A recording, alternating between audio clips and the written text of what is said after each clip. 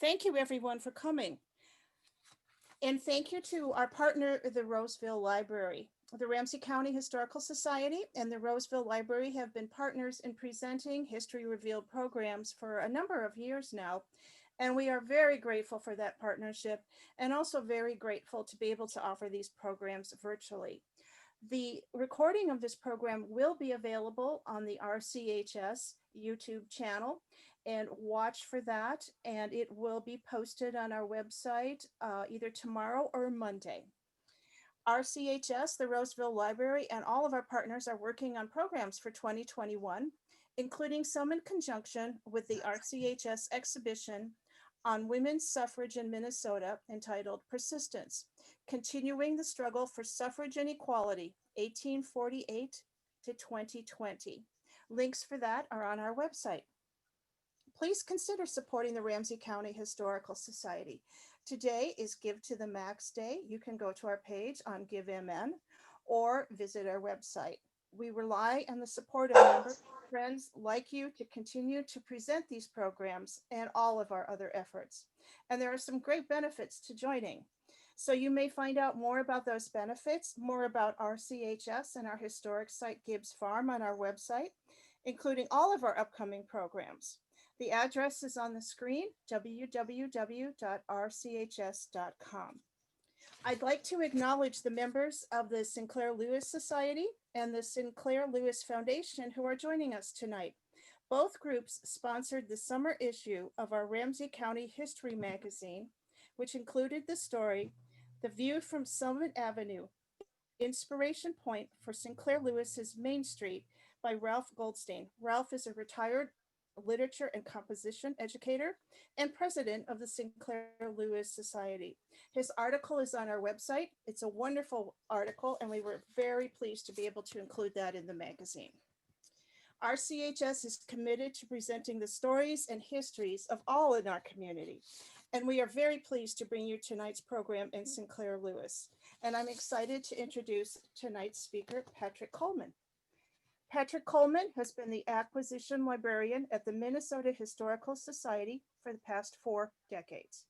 In that curatorial position, he has been responsible for adding over 100,000 volumes to the library, making it the premier place for scholarship on all Minnesota topics.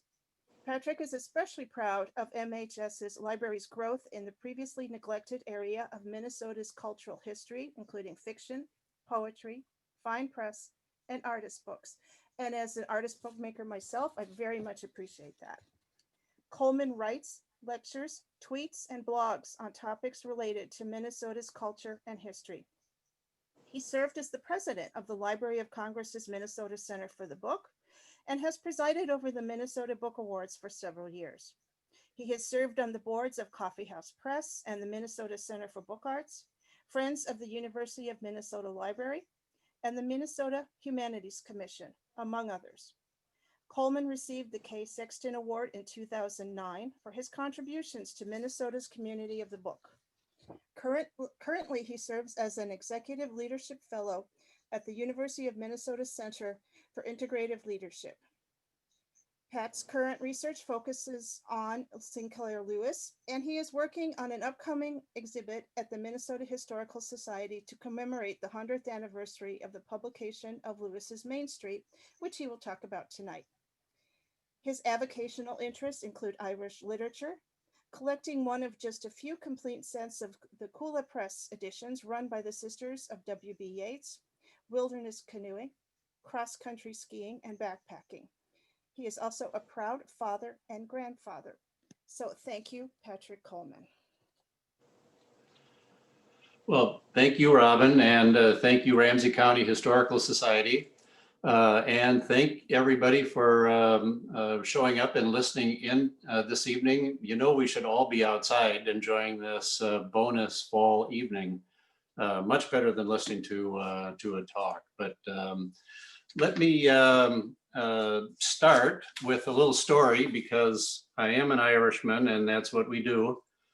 So several years ago, I was involved in a project to promote Minnesota literature. The idea was that I would select a classic Minnesota novel and pair it with a vaguely related contemporary one. The books with study packets would be available at all libraries for book clubs to check out, multiple bags for all the book club members. The idea didn't work out. It turns out because most book clubs are adamantly against reading more than one book at a time. So the next best thing was just to suggest one classic Minnesota book to these clubs at a time. And that turned out to be another epic failure on my part. I got as far as testing the idea with a large book club in one of our northern suburbs. I found a large book club of about 50 or 60 members and had them read Sinclair Lewis's Mainstreet. I offered to facilitate their book club discussion. We met in a room set up in semicircles around with me in the middle facing the club. I could immediately sense that something was terribly wrong. No smiles. The entire room was glowering at me. When I asked how everyone enjoyed the book, the group's obvious leader informed me that she hated the book. Nods all around. Not only did they hate the book, but they also resented me for making them waste 10 or 15 hours reading it. I was completely caught off guard. The book club thought Lewis was mean-spirited, hating everyone and everything, a misanthrope of the highest order. I asked if they didn't find the book humorous. And as I was told once again by the group's leader, that she had read every word from the first page to the last, and the corners of her lips never even slightly turned up in a smile. It was getting ugly. I sneaked a check over my shoulder to find the nearest exit, while quickly running through the Post-it notes in my well-worn copy of Mainstreet. I found an acceptable passage and began reading aloud. Within a few sentences, the club members were laughing, not snickering, but belly laughing. When I asked what gives, the spokeswoman said, "Well, sure, it's funny when you read it." So this experience haunts me and makes me wonder what has changed in society that an off-the-charts bestseller in 1920 is now nearly unreadable. Have we lost the ability to understand satire? Have we been taught that Lewis hated the people in the place where he grew up? Is there anything I can do to fight this tide? So if you're like me and enjoy playing with Google's Ngram, I have this slide for you. The slide, the site, if you don't know it, compares or will find instances of phrases or words in print and graph the number of times those phrases or words show up.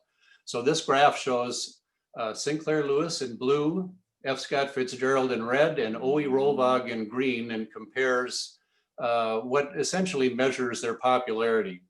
And you'll see by looking at this slide that Lewis's popularity peaked in 1933.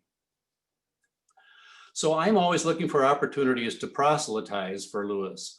I propose that the Minnesota Historical Society acknowledge Lewis's life and work by mounting an exhibit to coincide with the 100th anniversary of the publishing of his breakthrough book, Mainstreet.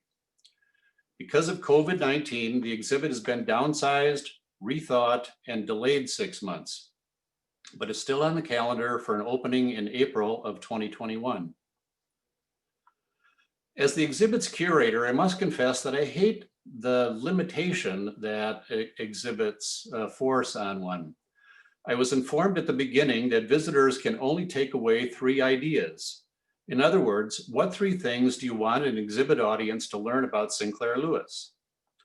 And I suggest that you throw your thoughts in about this at the end of this. I'd love to hear. But that admonition, together with the extremely limited word count allowed in exhibitions, lead me to urge you all to spend your time reading a Sinclair Lewis novel, one of his many biographies, or better yet, the article about Sinclair Lewis by Ralph Goldstein in this summer's issue of Ramsey County History magazine. And as Robin says, that is available online now. So that said, let me walk you through what I think the exhibit will look like and encourage you to come next spring for an in-person and a personal tour of the exhibition. Just call me and we'll walk through it together. So let's begin with the reason that we're even talking about Sinclair Lewis today. Lewis was such an interesting and complicated man, but first and foremost, he was an author. He wrote 23 novels, an almost uncountable number of short stories, and a couple of plays over the course of his nearly 66 years. He was the first American author to win the Nobel Prize, which alone qualifies Lewis as a significant literary figure. So when you enter the exhibit, if you turn to your left, you will see a wall of more than 250 of Sinclair Lewis's novels. While this display of books is by no means comprehensive, the many books in so many different languages with such a long span of publication dates represent Sinclair Lewis's worldwide reach and the legacy that is his writing. Lewis himself was proud of his global audience, and he personally helped the University of Minnesota Library acquire foreign language editions of his novels. Many of these are and will be in the exhibit. I hope visitors note that the wide range of book design over time and place is an important aspect of this. Each culture and each generation tried their best to entice the reader to first notice and then to buy their book. As someone who spent time in the advertising business, Lewis would have appreciated this. If you walk into the exhibition space straight ahead, you will begin at the beginning. Since this is the Minnesota Historical Society, we insist on showing off the Minnesota origins of arguably our most famous son. It was an unlikely environment that played an outsized role in the man Sinclair Lewis would become. And while the town would become known to the world as Gopher Prairie, Sauk Center, Minnesota was indistinct from countless other Midwestern villages. The population was just under 3,000 when Lewis was born in 1885. It had 8 churches, 8 liquor licenses, and a public library named for poet William Cullen Bryant. Harry Sinclair Lewis, Hal or Red to his friends, was the third of 3 boys born in 1885 to the town doctor Edwin J. Lewis, a rather severe and demanding father, and Emma Kermit Lewis, who suffered from tuberculosis. Her illness kept her away from Sauk Center during the winter of 1890 and 1891, and she died when Hal was just 6. By the time he was 7, however, he had a stepmother, Isabel Warner Lewis, who provided much needed nurturing for the sensitive boy. Lewis remembered that, quote, "She read to me more than was the village custom," unquote. Reading distinguished him from his peers. He boasted to have read every book in the small town's public library. Like his father, Lewis's stepmother was deeply involved in Sauk Center's in Sauk Center society, serving in lodges and clubs. Notably, Isabel was a leader in the town's chapter of the Minnesota Federation of Women's Clubs, the Gradatum Club. The Gradatum Club made progressive efforts to improve civic and aesthetic life in Sauk Center, and it would become the Thanatopsis Club in the novel Mainstreet. Lewis's older brother played an insignificant role in his life, but he noted that for 60 years, he tried to impress the family's favorite son, Claude. Claude was 6 years Harry's senior, was athletic and popular, and like their father, became a doctor. Whether his Sauk Center boyhood was hard on Lewis as an awkward, lonely boy, or if his childhood was comparatively typical, has been debated, but he maintained a lifelong affection for Sauk Center. Perhaps we should take him at his word when he wrote in the 1931 Sauk Center High School yearbook, quote, "It was a good time, a good place, and a good preparation for life." I highly recommend the recently published Becoming Sinclair Lewis by Dave Simpkins for a detailed discussion of all the ways Sauk Center influenced Lewis. If you've not had a chance to visit Sauk Center and the boyhood home of Lewis, I highly recommend that also. The American writer Pearl Buck, who also won both a Pulitzer and a Nobel Prize, visited Lewis's boyhood home and described the feeling, quote, I found the Lewis home a sober, comfortable, middle-class house with gables and a porch and a neat lawn. And why, I wondered, should that fiery, honest, impatient spirit had come of such a house? What accidental combination of elements produced him? I could only see him bursting out of those walls and out of the town it stood for, loving it so much that he hated it for not being all that he wanted it to be and knew it could be. That was the way he loved his whole country, and that I can understand, said Pearl Buck. Continuing his biography for a bit, Lewis left Sauk Center in 1902 for a year at Oberlin Prep School, and in 1903 for Yale University. Lewis became a rootless wanderer who would come back to Sauk Center and to explore his beloved Minnesota again and again, and living for periods in Mankato, Duluth, Minneapolis, and St. Paul. At Yale, he began his writing career with its literary magazine, where he became its editor. Richard Lingman, Lewis's biographer and a fabulous writer, describes Lewis at Yale with this one sentence. He was trying not to be fresh, but his copper red hair, his freckles and pulsating acne, his gangling figure, and his Sauk-centricities made him kind of a walking exclamation point, following the word provincial. It's just perfect. By the way, I have to confess to being fascinated by Lewis's appearance. And as you walk into the exhibit on the wall to your right, you will find many depictions of him. Artistic renderings, as well as photographs and magazine covers, of which there were many. Another physical description of Lewis that I love comes from his second wife, Dorothy Thompson, written in an article entitled "The Boy and the Man from Sauk Center." She says, quote, "A narrow, ravaged face, roughened and scarred, less of the face below the hawkish nose than above it.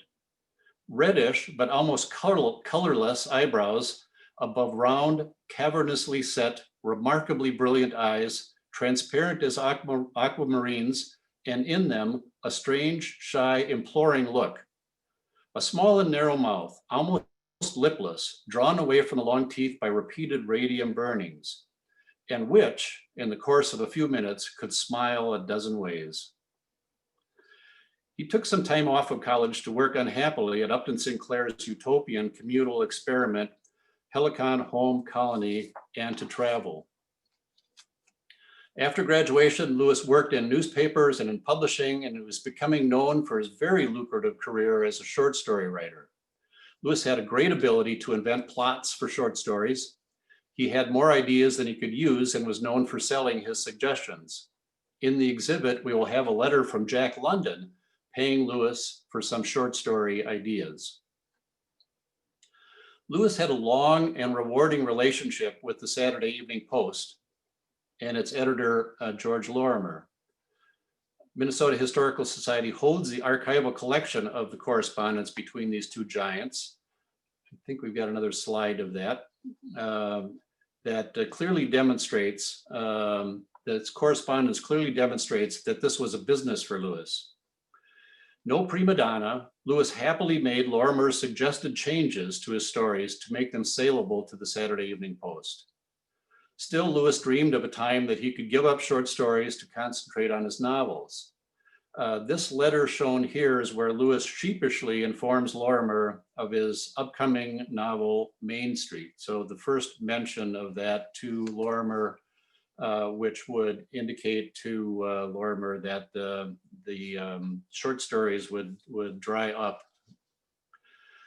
Lewis's seventh novel, Mainstreet, was published on October 23rd, 1920. It would be hard to overstate the publishing and cultural phenomena that it became. Writing 2 years after the book was published, John Farrar described the phenomena in the Bookman magazine. He said, "His friends all bought the book, then the cognoscenti, then the literati, then the literate, a paltry 1,000 or so. Then the sleeping beast turned over, rubbed its eyes, and woke up. 50,000. It howled in an ecstasy of self-torture. 100,000. His publishers estimate that it has beyond doubt reached 2 million readers, and people are still buying it and reading it for the first time. That was just 2 years after publishing. Lewis thought that the novel would sell 10,000 copies, the number chosen for his first printing. His publisher, Alfred Harcourt, hoped to sell 20,000 copies. By January, without any advertising, 100,000 copies had sold. 300,000 copies sold in the first year. Harcourt ended up selling 414,000 copies. And then after a cheaper Grosset and Dunlap edition came out, over 2 million copies of Mainstreet had been purchased, making it the best-selling book of the first quarter of the 20th century. When sales hit 100,000, Lewis joked, "I don't think Mainstreet is as bad as the sale would indicate." This is a photo of Lewis with William Allen White, the influential and progressive newspaper editor. He wrote a letter to Sinclair Lewis reiterating a point that he had made in one of his newspaper's editorials from the Emporia, Kansas Gazette. And White said, "If I were a millionaire, I should buy 1,000 of those books and send them to my friends, and then I would go and bribe the legislature of Kansas to make Mainstreet compulsory reading in the public schools. No American has done a greater service for his country or in any sort of literature than you have done," White said. There's an inscription on this photograph, which will be in the exhibit. It's owned by the MHS. And White writes that Lewis was just after asking him where a guy could get a drink in this town. So why did so many Americans want to read a satirical account of small town life?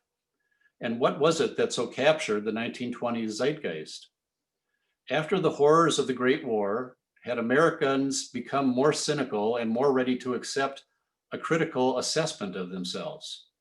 More comfortable with satire than we are today? Did demographics play a role? Were there so many more Americans from rural areas living in big cities and willing to enjoy an aspersion of their upbringing? Was it that the realistic marriage story was more interesting even than the depiction of Gopher Prairie? Or was it the radical political point of view favoring the farmer and the laborer over the small town merchant? Or was it, as John Updike suggested, due to, quote, the identification of many female readers with the heroine? Their lives, like hers, were stuck in domestic routines and puritanical, provincial, mercantile, male-dominated societies, and all their rebellious impulses came, like Carol's, to little more than a few unsuitable friendships, a flirtation or two, vaguely good works, and poetic daydreaming. So while the nation embraced this novel, Lewis's hometown, the model for Mainstreet's Gopher Prairie, Sauk Center, Minnesota, was slow to embrace the novel. The hometown newspaper, the Herald, did not even mention the work for 5 months. Neighboring Alexandria, Minnesota's public library banned the book.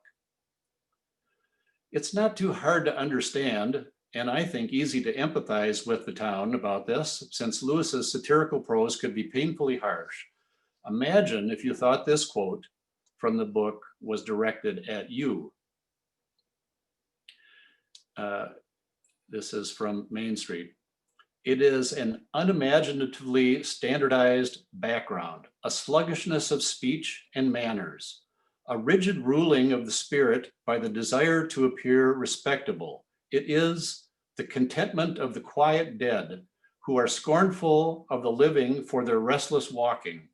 It is slavery self-sought and self-defended. It is dullness made God.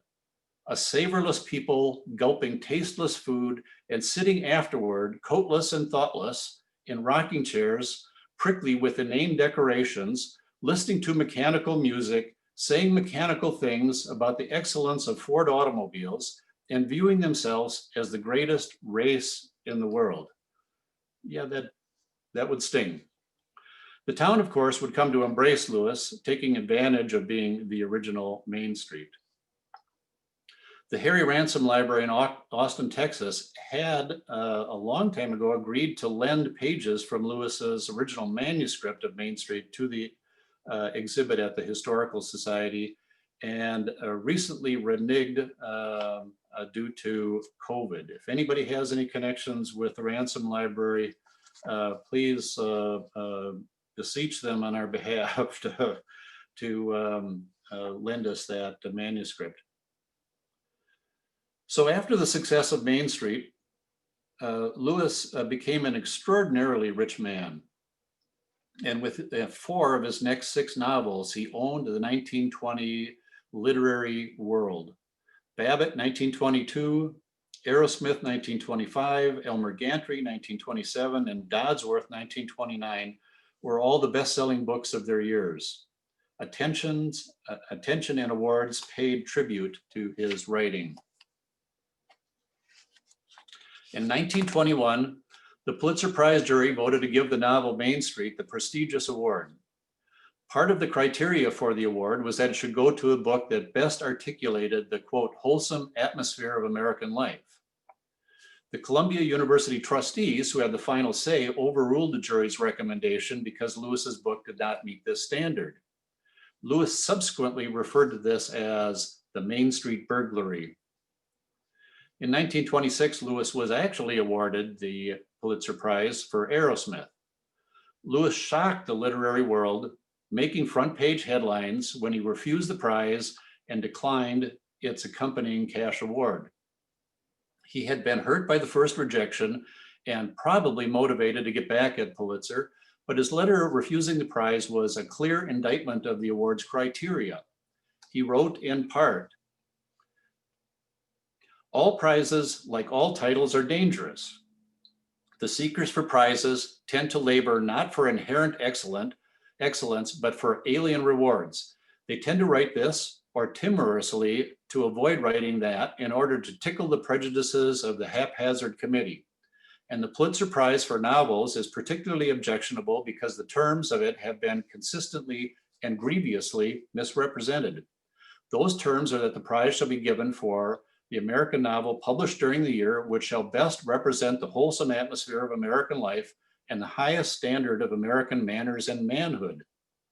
This phrase, if it means anything whatsoever, would appear to mean that the appraisal of the novels shall be made not according to their actual literary merit, but in obedience to whatever code of good form may chance to be popular at the moment. That there is such a limitation of the award is little understood. There is a general belief that the administrators of the prize are a pontifical body with the discernment and power to grant the prize as the ultimate proof of merit. It is believed that they are always guided by a commitment, by a committee of responsible critics, though in the case of both this and other Pulitzer Prizes, the administrators can and sometimes do quite arbitrarily reject the recommendations of their supposed advisors. So sometime after this, very quietly, Pulitzer dropped its criteria of the novel needing to be wholesome. So described as a lightning bolt, Lewis's life was changed forever on November 5th, 1930, when he was informed that he had been the first American author to win the Nobel Prize in Literature. Lewis was so sure that he was being pranked that he made fun of the Swedish accent of the phone caller. I would love to have been on that call. Once confirmed by telegram, Lewis began to wonder if he was even deserving of it and how he would ever live up to the high honor. The Nobel Prize came with a cash award of over $700,000 in today's money. This led to charges that Lewis was being hypocritical for turning down the Pulitzer Prize's $1,000 and accepting the Nobel. Lewis countered that the Swedish Academy was honoring a body of work, not an individual book. Additionally, the Academy's criteria contained none of the non-literary language of the Pulitzer Prize. Lewis also had to deal with his detractors who suggested that he didn't deserve the award. Some thought there were more deserving American authors. Others suggested that Europeans simply loved Lewis's writings because he confirmed their anti-American bias. Even President Coolidge was critical, saying that foreigners, quote, like to believe that our life is as he represents it, end quote. Well, you know you're a cultural player when the president weighs in and criticizes you. So Lewis and his wife, Dorothy Thompson, were in Sweden a month after the news broke to receive his gold medal and a check from King Gustav. Anticipating the ceremony, Lewis tried again to treat his complexion, learned some Swedish, memorized the Swedish royalty, and prepared for the lecture of his life. His talk, titled "The American Fear of Literature," would turn out to be even more controversial than his books. As is often the case with Lewis, his message was much more nuanced and much more complex than the reaction would warrant. Here are a few passages from Lewis's Nobel lecture to give you the flavor. Quote, "I wish in this address to consider certain trends, certain dangers, and certain high and exciting promises in present-day American literature. To discuss this with complete and unguarded frankness, and I should not insult you by being otherwise than completely honest, however indiscreet. It will be necessary for me to be a little more impolite regarding certain institutions and persons of my own greatly beloved land. But I beg you to believe me that I am in no case gratifying a grudge. I have for myself no conceivable complaint to make, and yet for American literature in general, and its standing in a country where industrialism and finance and science flourish, and the only arts that are vital and respected are architecture and the film, I have considerable complaint." I believe this lecture is a really important document and urge you to read it in full. The Nobel Prize itself has been generously lent to the Historical Society's exhibit by Yale University. And there's a fun but too long of a story to get into on how Yale wound up with that award. So I'm looking forward to hearing from you, my phantom audience out there, about your experiences with Sinclair Lewis and try to address some of your questions. So let me just talk about one more thing, and that's the one thing that I truly want a visitor of the exhibit to come away knowing. Other than that Lewis is fun to read, I want everybody to know that he's still relevant today, that he still has something to say to a 21st century audience. In fact, as one of his biographers, Sheldon Grubstein, wrote, "Lewis was the conscience of his generation, and he could well serve as the conscience of our own." And I firmly believe that. Lewis's writings always turned his trenchant satire and wit on the foibles of American society, and his novels also tackled nearly every major issue of the day. Unfortunately, those issues have not been resolved and have not disappeared from American life. Speaking as a reader and a historian, I think it's uncanny how Lewis's work can address these topics, and let me give you a couple of examples. In 1925, Lewis, who had experienced the Spanish flu pandemic and had grown up the son of a small town doctor, wrote Aerosmith. It was his medical novel concerning a young research doctor, Martin Aerosmith, who has a chance to test his work during a plague on a Caribbean island. The details regarding the practice of public health and the intervention of political and economic considerations are strikingly familiar as we live through the COVID-19 era. Parallels in Lewis's fictional plague and our current responses to the pandemic range from not wanting to be bossed around by a doctor, falsely knowing that warm weather would make the virus go away, the bragging about what a good job leaders were doing to contain the illness in the face of all evidence. The novel might make us think that we have not learned much in 95 years. Let me quote a passage from Aerosmith. "But they heard almost without hearing of this death and this and another. No one liked to shake hands with his oldest friend. Everyone fled from everyone else, though the rats loyally stayed with them. And though the island galloped, and through the island galloped the panic, which is more murderous than its brother, the plague. Still, there was no quarantine, no official admission.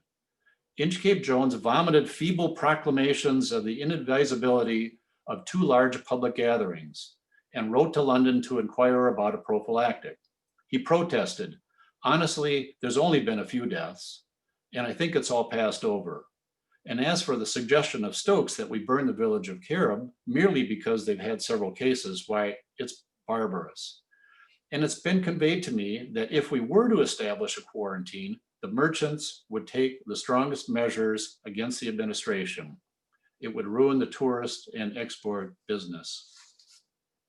It sounds like I'm reading the newspaper from this morning.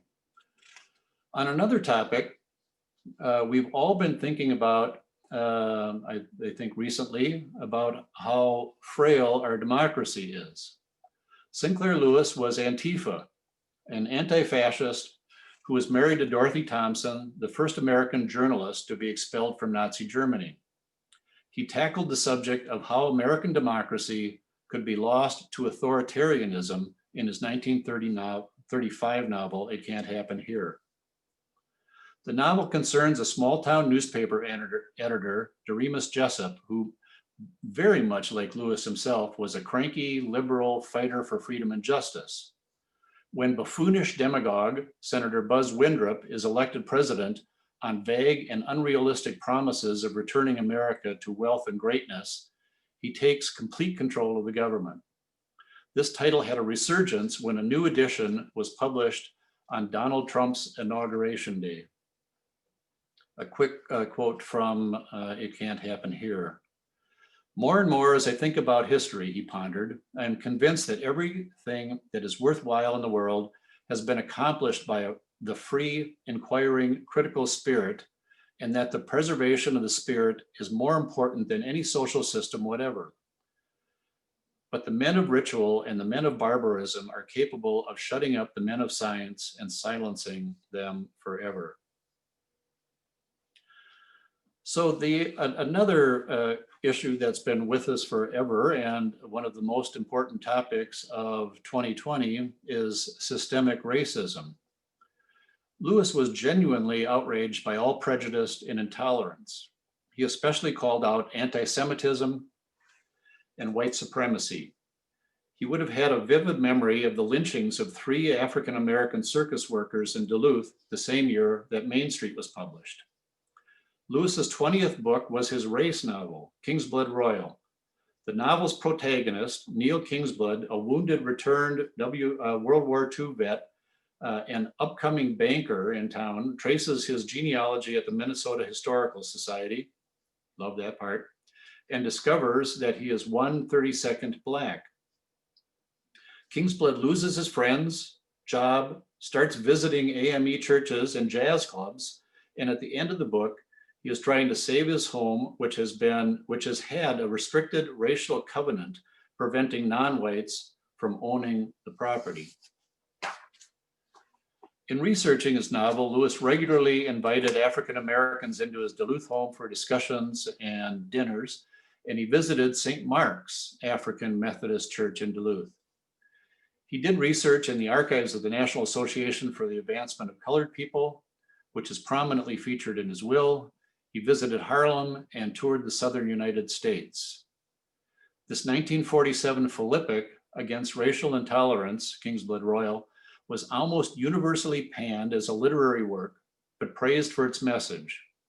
Ebony magazine awarded the novel the year's best book promoting interracial understanding. Finally, as a last example of Lewis's continuing relevance, he promoted gender equality. Sinclair Lewis's life was surrounded and influenced by strong women. First his stepmother, Isabel Warner Lewis. Later, he would marry 2 equally high-powered and influential women, Grace Hager and Dorothy Thompson. Working on this exhibit, I almost went down the rabbit hole of wanting to do an entire exhibit just on them. Was it because of these powerful and influential women that Lewis could create female characters who refused to, as Carol Kennicott states, defer hope till the next generation? His three novels that we think of as his feminist trilogy, The Job, 1917, Mainstreet, 1920, and Vickers, 1933, are all centered on the rich and complicated lives of their female protagonists, seeking fulfillment in their personal and professional lives. Lewis prided himself on being a suffragette, but he was much, much more than that. In fact, he made fun of men who believed that women should participate in politics, but still make dinner for them when they came home from their much more lucrative and much more important jobs. Let me quote Carol from Mainstreet while we look at Grant Wood's image of her. I want you to help me find out what has made the darkness of the women. Gray darkness and shadowy trees. We're all in it. 10 million women, young married women with good prosperous husbands, and businesswomen in linen collars, and grandmothers that get out to tease, and wives of underpaid miners, and farm wives who really like to make butter and go to church. What is it we want and need? I think perhaps we want a more conscious life. We are tired of drudging and sleeping and dying. We are tired of seeing just a few people able to be individualists. We are tired of always deferring hope till the next generation. So, and quickly, of the many quotes I love from Ann Vickers, just this couple of sentences. The cards were stacked against you, Anne. No doubt they will be against your great-great-granddaughter. But since birth and life have thrust you into the game, at least be warned that the cards have been stacked.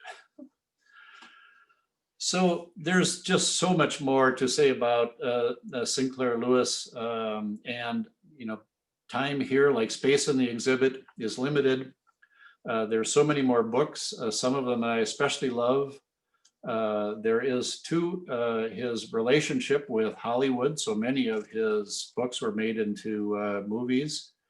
And in his dotage at age 56, he met Marcel Powers, 36 years his junior, who would become his companion for much of the next decade. This is a story much too long to tell here. They're shown in this photograph performing in Shadow and Substance, a play by Paul Vincent Carroll. I should note that St. Cloud State University has all the correspondence between Lewis and Marcella Powers, which is Dynamite Archives, and St. Cloud State University is also a large contributor to this exhibit coming up. So Lewis died a lonely death from complications of alcoholism in Rome on January 10th, 1951. His remains were shipped to his brother Claude, and he is buried in Sauk Center, where he began his remarkable life. Not to be morbid, but I do have to put his urn in the exhibit too, and that comes from the Sinclair Lewis Foundation. So, the bottom line is that, Lewis was a literary realist. He was a satirist whose critique of American society could rankle as easily as it could entertain. With biting humor and trenchant observations, he made fun of American conformity, consumerism, and complacency. America, he believed, could and should be much better than it was. Many of his causes and concerns are as timely and urgent today as they were when Lewis wrote about them. We can still benefit from his exhortations. And then let me leave with a quote from his very unadmiring biographer, Mark Shore, and then we'll open it up to your comments about Lewis. Shore writes, "He was one of the worst writers in modern American literature, but without his writing, one cannot imagine modern American literature. That is because without his writing, we can hardly imagine ourselves." So thanks for that very quick trip down Lewis's life. I'm ready to hear from you all if you've got comments or questions. Please put your comments and questions in the chat, and I'll read a couple of them out, Pat, after you've had a chance to breathe a bit. Wes says, I recognized several of Lewis's titles as film titles from the 1930s and 40s. Do you have one or two that you'd recommend as a good depiction of what Lewis's novel had been about? Yes, a good question. So let me ramble a little bit here. That the before COVID, when the exhibit was a little bit larger in our imagination, there was going to be a huge section on Hollywood where people could watch large pieces of his films. That's not going to happen, but I think that it's really important to, nothing says you have your finger on the pulse of a society, of American society, like Hollywood making movies from your novels. And so they did quite a few, and in some cases, several times. Babbitt, somebody can correct me if I'm wrong about this, but I think Babbitt was made into movies 5 times.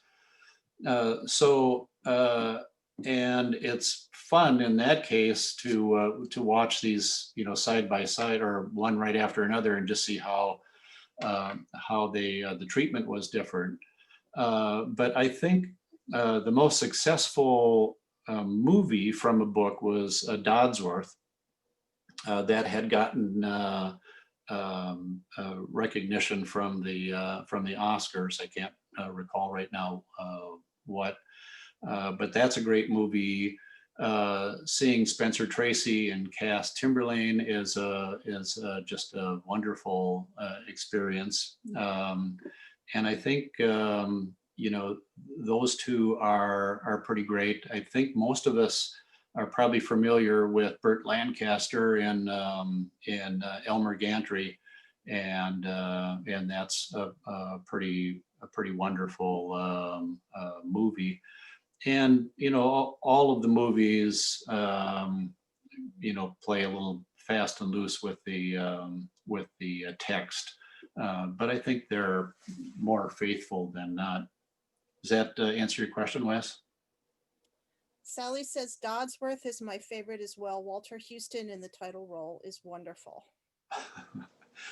Yeah, I have a personal love of the book Dodsworth. I was reading it at a time in my life when I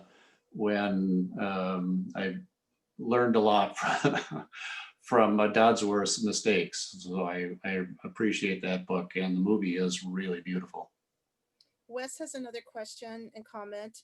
He says, I will admit that I struggled with and gave up finally with Mainstreet 40 years ago in my early 20s. Now in my mid 60s, what Lewis book would you recommend I try that might be insightful of a long life as a suburban Minnesotan? I'll actually ask the everybody listening in to weigh in on that question, because it's a good one. I think it's a matter of taste. I'm the only person on the planet who will advise you to read Lewis's Man Trap, a novel that's generally ignored and forgotten, but it does have a lot of great canoeing scenes in it, and so it's one of my favorite books. I really think there's something in all of these. His only historical novel, The God Seeker, is about another important topic, about Indian-white relations in Minnesota. I think that's a book that Minnesotans should read too. But I think ultimately, bottom line is those 5 1920s novels are ones that that I wish everybody would read, and that's Mainstreet, Babbitt. Babbitt is really wonderful, and then Elmer Gantry, Aerosmith, Elmer Gantry, and Dodsworth. Thank you. Liam says, just fun speculation. Do you think Philip Roth might have plagiarized King's Blood Royal in The Human Stain? The main premise is pretty much the same. Philip Roth, oh, that's really, yeah, I think there is a connection there, and certainly Roth later, played off of It Can't Happen Here in his, blanking on the title of his novel about fascism coming to America. But yeah, I think that I think it's pretty evident that Roth is reading Lewis and taking taking it to the next level. But yes, good catch, Liam. So I'll come back to Liam's other comment. Krista says, what was Sinclair Lewis's relationship with the other local boy made good, F. Scott Fitzgerald? Did they know each other or run into each other, do you believe? Well, yes, in fact, I have a story that's that's really fun, but much too long for this. But I bought a copy of Aerosmith many years ago for the Historical Society, very expensive, because it was a copy that Lewis had presented to Fitzgerald and commented on Gatsby. Well, that turned out to be a forgery. So meanwhile, I had been on TV and looked into the camera and said, boy, this is just too good to be true. And I don't use that phrase anymore. They did know each other. They knew of each other's works. In the exhibit, there will be a letter that F. Scott Fitzgerald wrote to Thomas Boyd, another Minnesota author, and Fitzgerald says just straight out that he's very jealous of Sinclair Lewis. His jealousy had to do with how much money Lewis was making, not the literary quality of the work. But I think you can make a case that the two of them are also reading each other's work and kind of playing off some themes. But yeah, that is the question in my circles. The debate is who's the great Minnesota novelist. So we have two related questions, one from Liam and another one from Judy. We got to cut this Liam guy off. He's asking. Liam says, also to contradict Coolidge and the Swedes, what would you say are the literary qualities of his work? Do they still pass muster as literary works as opposed to historical sociological documents? And then in a somewhat related question, Judy says, Mark Shore was one of my professors when I was an undergraduate. In fact, Wow. He reminded me a bit of Sinclair Lewis. Why did he think Lewis was such a terrible writer? To answer that question first, and I'm not the best person to answer it, but there was, I would advise everybody out there, don't do a biography of somebody you don't like.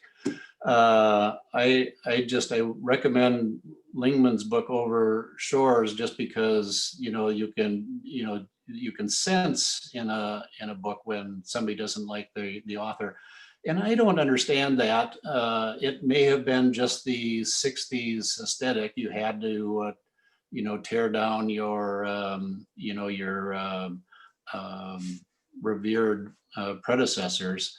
So I would ask, I think there's people on this call that are, and to Liam's question, that are English